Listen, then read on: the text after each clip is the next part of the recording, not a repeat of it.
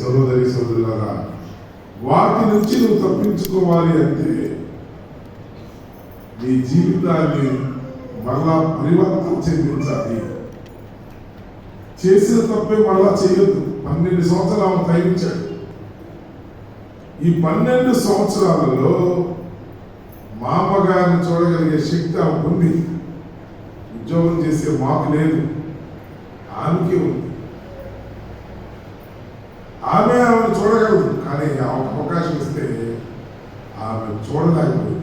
నిజంగా ఆమె ఫెయిల్ అయింది. కాకుండా ఆమె ఎలా బతుకుతుందో కూడా చూడాలి. అందువల్ల దేవుడు ఏం చేస్తాడు?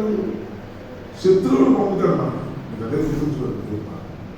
శత్రువు మన మీద పోరాడటం మొదలవుతుంది. నేనున్నానుకోండి, నాకు ఇచ్చిన శత్రువు ఎలాంటి తెలుసా?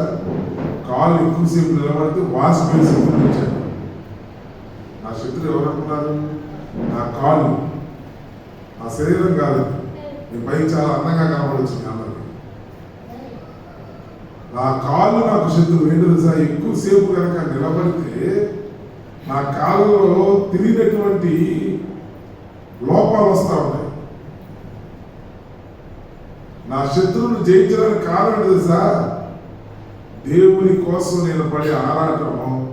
దేవుడు తప్పక నా శత్రువు మీద విజయాన్ని సమకూర్చునుగాక. దేవుడు అది శత్రువులు అంటే ఏదో మన పక్కన ఉన్న భూమి ఆస్తి దొబ్బిన వాళ్ళు కాదు. మన శత్రువులు ఎవరంటే మన రోగాలే. మన శత్రువులు ఎవరంటే మన పొరుగు వారే. మన శత్రువులు ఎవరంటే ఏది దేవునికి అవసరం లేదో దాన్ని చేయటమే శత్రువు. దాని పేరే సాతాను. ఈ చివరి దినాల్లో దావీదు ఆ కీర్తన చాలా రాశారు. ఈ కీర్తన చాలా విలువైంది. అయితే ప్రతి విషయంలోనూ కూడా ఆ రెఫరెన్స్ అన్ని జాగ్రత్తలు చూసుకోవాలి. 118వ కీర్తనలో చక్కగా రాయబడిన 7వ వచనాన్ని ఈరోజు ధ్యానం చేద్దాం. యెహోవా నా పక్షము వహించి నాకు సహకారి అయి ఉన్నాడు. నా శత్రువుల విషయమై నా కోరిక నెరవేరుట చూసేదను. హల్లెలూయా. హల్లెలూయా. హలో, అవును, మన విజేత సూపర్ మార్కెట్ ఉంది కదా, తర్వాత కేఎఫ్సీ ఉంది. దానికి ఆపోజిట్లో చివరికి వెళ్ళి లెఫ్ట్ ఉంటుంది. ఇక్కడ కన్స్ట్రక్షన్ బిల్డింగ్ ఉందో చివరికి కేఎఫ్సీ కాదు. సరేనా? ఉన్నాడు అక్కడ. మన వాచ్మెన్ నెంబర్ ఇస్తారు, చేస్తాం.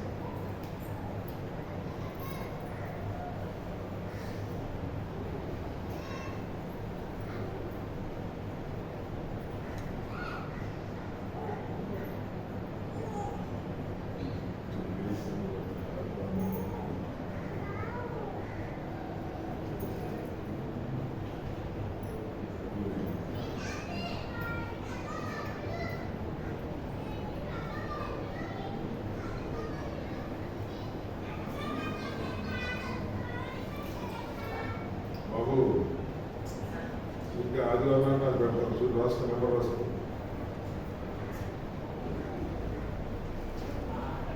8688